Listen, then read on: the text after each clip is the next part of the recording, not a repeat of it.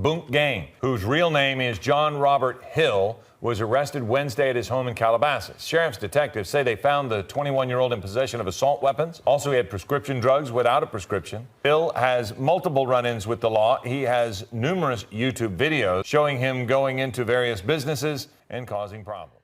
What's good, family? Welcome and welcome back to my channel, The Mysterious Black Bandit. Before we get started, let me thank every single one of you for your support and all your requests. Some of these people that you guys have requested I've never heard of, but I really enjoyed the research. All right, I really need you guys' help on this video. If you guys don't mind, hit that like button because it helps out the algorithm. And of course, if you haven't already, tap that subscribe button and turn on all notifications so you don't miss any videos. Okay, now that that's out the way, let's jump into this thing. In this video, we'll be talking about one of social media's popular pranksters / menace, John Robert Hill Jr., aka Boonk Gang.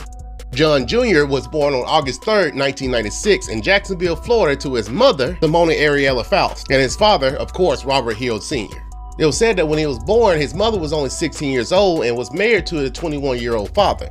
But soon after the birth, they ended up getting a divorce due to complications. But none of that mattered to his mother because she took on the role as the sole provider. One report stated that his mother was a really good mom that did what she could for her kid, but she sometimes dealt with bouts of rage. Now, when she had these little spells, she would threaten to harm herself and harm her children sometimes. But of course, you know we all have dealt with some type of depression or stress. John was one of 14 of his other siblings, 8 of them through his father and the other 6 through his mother. Growing up, John attended a Christian school and was considered to be a very gifted person at sports. He played just about every sport from basketball to football and baseball to running track. But as time went on, he became more interested in rapping. When he was 14 years old, he lost his stepfather to cancer, and after that, his mother decided to pack up her family and relocate to Claremont, a city in Orlando, Florida. But they didn't stay there for long. In fact, they never had a permanent residence. They often moved from place to place, staying with different family members and friends, and sometimes they stayed with people they didn't even know who would take them in. John knew how bad their financial situation was and how difficult it was for them to survive, so he soon got involved with criminal activities, stealing food and clothes, doing whatever he could just to get by.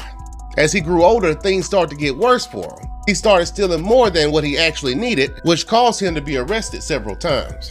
Sometimes after being arrested, the police wouldn't even take him to jail, but instead they would take him home to his mother, which she quickly grew tired of. By the time he was 17 years old, his mother couldn't deal with him no longer and kicked him out the house. Living on the streets, John started stealing more expensive items from high-profile stores and sold them at school for cash, just so he could re-up on the drugs to sell to try to make a living for himself. Eventually, he ended up dropping out of school, not receiving his high school diploma, but instead he received his certificate of completion. In 2014, he started working at a Popeye's chicken restaurant and spent most of his free times making short comedy sketches and pranks on Vine, with each of the videos collecting over 2,000 views. At this time, he stated that his girlfriend, who was pregnant with his child, didn't support his social media hobbies, so this caused a bit of friction between the both of them. Unfortunately, his girlfriend ended up losing the child due to a miscarriage, and he decided he was going to move on with his life. A few years later, John went to Miami where he found his mother, and she allowed him to move back in with her if he abided by the rules. By this time, social media was starting to develop rapidly, so John decided he was going to try his luck on a different platform. In April of 2017, he created and registered an account on Instagram with the username Boonk Gang. Now, this name Boonk was a nickname that his mother came up with when he was a little kid, which was believed to be the slang term for weed laced with cocaine. But this name was about to have a total different meaning. He started off collecting followers by simply following any unknown person, which helped him grow his account to having over 10,000 followers. One day, as he was filming his live session with his fans at a Wendy's restaurant, he asked them to suggest something that he had never done before. They told him to steal from a fast food restaurant, in which he did exactly what they asked. John walked into a local's Popeyes, walked around to the back where the workers were, and stole a box of chicken, posting the video of his actions soon after. That one video went viral, reaching over 1 million views, which helped his followers multiply day by day. Although this stunt boosted him to celebrity status, they also got him in trouble with the law, causing him to be arrested several times. On May 7, 2017, he visited Dunkin' Donut, located on Northwest 2nd Ave in Miami, Florida. He walked in yelling out cuss words, then he decided to take a tray that was filled with donuts and walked out of the store. This caused him to be arrested, and 2 months later, he was charged with theft and burglary. They got him put on probation. Then, just a few months later, to celebrate reaching 1 million followers on Instagram, he posted a video of himself removing his clothes and pouring milkshake all over himself in a Chick-fil-A restaurant. Seeing all the clout that he was getting from doing these crazy stunts, he continued doing these videos just about everywhere he went. He made these pranks at hospitals, at restaurants, at shopping centers, and even at church, with these videos being regularly viewed and making it on different lists of the top 10 most viewed Instagram posts. Boonk Gang was known all around the world for all his crazy stunts. So in September, he decided he was going to release his own video game titled Boonk Gang, the video game. As the star of the game, you were guided around the city to pick up money left behind by bystanders while avoiding pursuit by the cops and the man.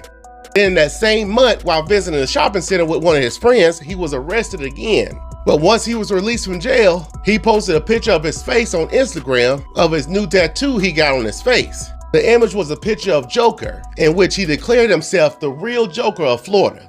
Then in November of 2017, he suffered from a terrifying experience while playing basketball, which I believe was a seizure.